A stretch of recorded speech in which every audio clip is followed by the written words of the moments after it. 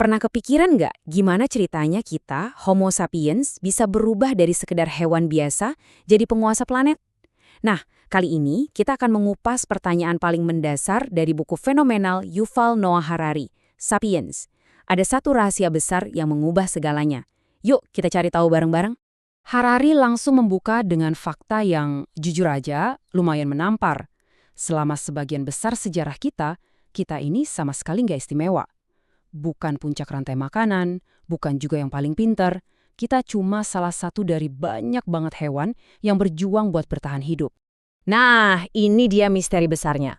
Kalau jutaan tahun kita cuma jadi figuran di panggung alam liar, apa sih yang terjadi sampai kita bisa jadi sutradaranya? Apa titik baliknya? Oke, untuk bisa menjawab itu, kita harus mundur jauh banget ke belakang. Jauh sebelum kita jadi predator paling ditakuti. Kita harus lihat diri kita apa adanya. Seekor hewan yang posisinya, ya, di tengah-tengah. Susah ya membayangkannya, tapi faktanya gitu. Nenek moyang kita itu hidup dalam ketakutan. Alat-alat batu pertama mereka itu, kegunaan utamanya bukan buat berburu mamut yang gagah loh, tapi buat mecahin tulang sisa-sisa makanan singa, cuman demi ngambil sumsumnya. Ya, begitulah posisi kita dulu. Dan ceritanya makin menarik. Ada satu fakta lagi yang sering banget kita lupakan. Dulu, kita itu nggak sendirian. Planet ini pernah jadi rumah buat beberapa jenis manusia sekaligus. Kita sekarang kan merasa jadi satu-satunya spesies manusia di planet ini ya.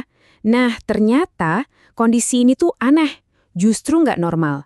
Sebagian besar sejarah manusia itu adalah sejarah tentang berbagai jenis manusia yang hidup berdampingan.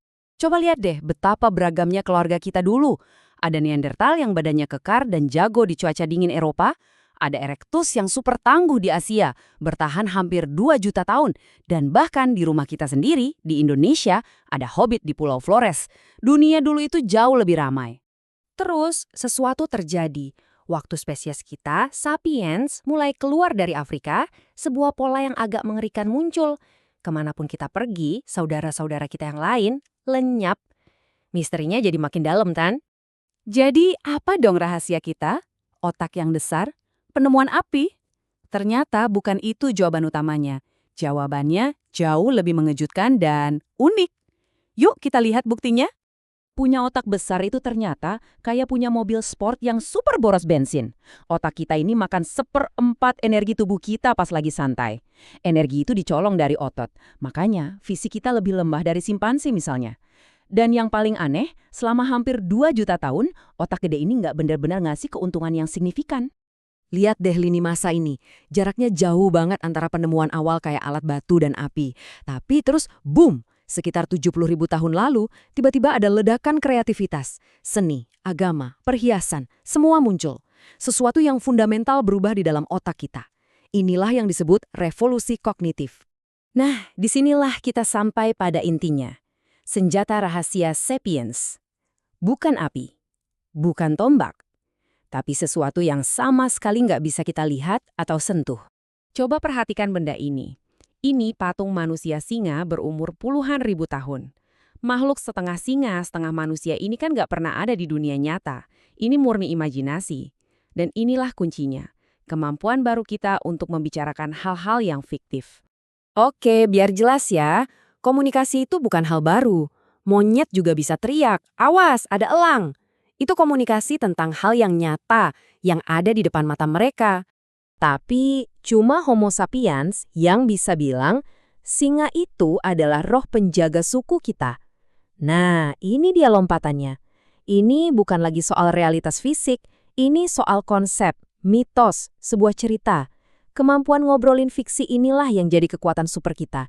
Jadi kita menciptakan apa yang disebut realitas imajiner. Eits, ini beda ya sama bohong.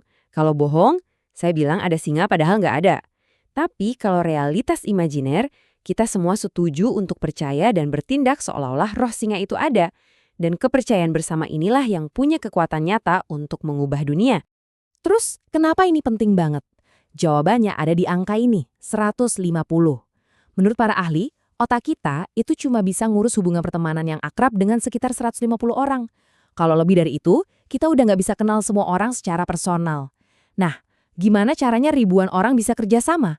Mereka butuh cerita yang sama untuk dipercaya. Dan jangan kira kekuatan super kuno ini cuma ada di zaman batu ya.